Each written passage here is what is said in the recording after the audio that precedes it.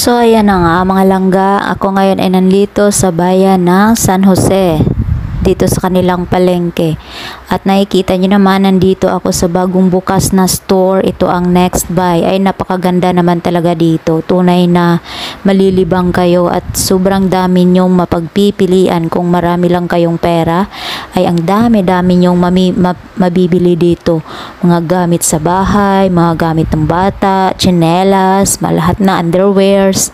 Meron din silang mga pang decoration, may mga bags, at saka marami pang iba. Sobrang dami, kaya kung ako sa inyo, wag na kayong lumayo pa. Dito na lang kayo pumunta sa Next Buy ng bayan ng San Jose. At napakaaluan, hindi nyo na kailangang magbiyahe pa ng pagkalayo-layo at magbitbit ng pagkarami-raming mga gamit na pinamimili.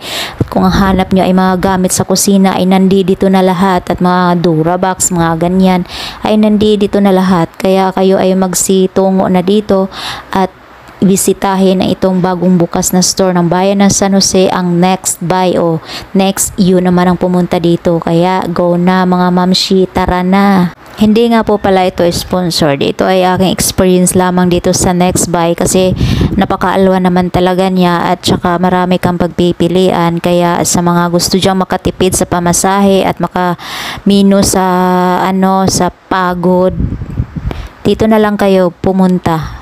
Marami din naman kayong pagpipilian. Di rin naman nagkakalayo ang mga presyo. Kaya, ba't palalayo? Kung nandito rin lang naman sa malapit, isang sakayan lang kung ikaw ay magta-tricycle puntang bayan. O, diba? Isang sakayan lang yun.